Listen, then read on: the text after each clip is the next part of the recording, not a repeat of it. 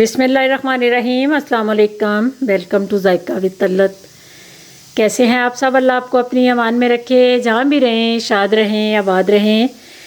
जे आप भी मेरे लिए दुआ कर दिया करें और मैं भी हर वीडियो से पहले आपके लिए सबके लिए दुआ करती हूँ। अल्लाह आपको खुश व खुर्रम रखे। आज मैं आपको कटलस की रेसिपी बताने लगी हूँ। बड़े क्रिस्पी बनेंगे ये। आप जो कहीं मैकडोनल्ड पे या KFC पे खाते हैं तो वैसे मैं कटलस आपको बताने लगी हूँ। इतने क्रिस्पी और इतने खूबसूरत भी बनेंगे। ये काटने का तरीका भी मैं आपको बताती हूँ। ये आपने ज़रा गौर से देखना है। चलिए बनाना शुरू करते हैं। ये 3 मैंने लार्ज साइज़ के आलू लिए हैं। 2 लार्ज साइज़ के हैं, एक ज़रा मीडियम है। जितने आपने तैयार करने हैं उतने ही आपने आलू लेने हैं। ये इनका ऊपर से छिलका उतारना है। बिस्मिल्लाहिर्रहमानिर्रहीम। ये सारे छिलके अलग करके तो इनको अच्छी तरह वॉश करना है।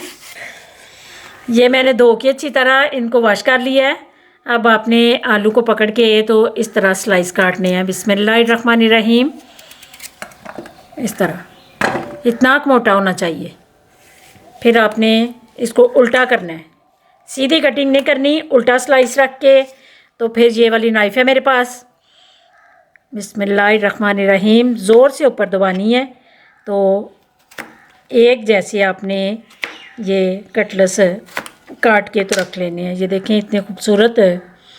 ये नाइफ़ जो है इजीली मिल जाती है हर बर्तनों वाले स्टोर से, कोई मुश्किल नहीं है। और इतने खूबसूरत कटलस तैयार हो जाते हैं। ये सारी कटिंग करके तो फिर मैं आपको दिखाती हूँ। ये मैंने सारी कटिंग कर ली है। अब अगला काम आपने बड़े गौर से देखना है। ये मैंने मलमल का कपड़ा लिया है, इसमें इनको डाल देना है और अच्छी तरह इनका पानी खुश्क करना है। आप कपड़े में करें या टिशू में करें। ये कपड़े में मैं एक दफ़ा करके तो उसके बाद टिशू से करूँगी। इनका पानी जो है अंदर साथ जो पानी थोड़ा बहुत लगा होता है वो बिल्कुल ड्राई होना चाहिए, तो तभी आपके कटलस जो हैं वो क्रिस्पी बनेंगे। पानी रह जाता है अंदर थोड़ा बहुत तो हम कढ़ाई में डाल देते हैं, तो इस वजह से कटलस जो हैं वो ढीले ढीले रहते हैं। इस तरह आपने पानी खुश्क करना है। अगर क्रिस्पी आपने कटलस तैयार करने हैं तो आपको उनका पानी बिल्कुल ख़त्म करना पड़ेगा। ये आपने छिलका उतारने से के बाद आलूओं को धो के तो दोबारा इनको पानी में नहीं डालना।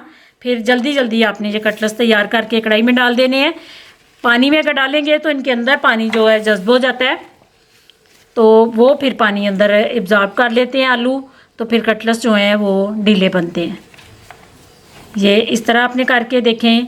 काफ़ी हद तक खुश्क हो गया है, लेकिन 1-2 दफ़ा ये प्रोसेस मैं टिशू में मलमल के कपड़े से निकाल के टिशू में करूँगी। बिल्कुल ड्राई करके मैं आपको दिखाती हूँ। ये मैंने अच्छी तरह खुश्क कर लिए हैं। बिल्कुल भी देखें कहीं से भी पानी नज़र नहीं आ रहा। ये देख लें। उसके बाद ये मैंने आधी प्याली कॉर्नफ्लोर लिया है। कॉर्नफ्लोर को इसमें क्रिस्पी करने में 100% ये आपने पानी खुश्क करना है और कॉर्नफ्लोर लगाना है। तो आपके जो कटलस हैं ये हो नहीं सकता कि क्रिस्पी तैयार ना हो मैकडोनल्ड और KFC जैसे। ये कॉर्नफ्लोर डाल के उसके बाद नमक डालना है और आपने इनको अच्छी तरह मिक्स करना है। इस तरह कॉर्नफ्लोर की कोटिंग हर कटलस के ऊपर होनी चाहिए। ऑयल को मैंने अच्छी तरह गर्म करके अब चूल्हे को बिल्कुल कम कर दिया है। ये हाई फ्लेम पे आपने बाद में करना है। पहले आपने इसको थोड़ा सा हल्का सा ठंडा कर लेना है। एक दफ़ा तेज़ गर्म करके तो फिर चूल्हा कम करके उसके बाद जब कटलस अंदर डाल जाएंगे, बिस्मिल्लाहिर्रहमानिर्रहीम, फिर चूल्हे को तेज़ करना है। ये आपने ऊपर नीचे बिल्कुल नहीं करने।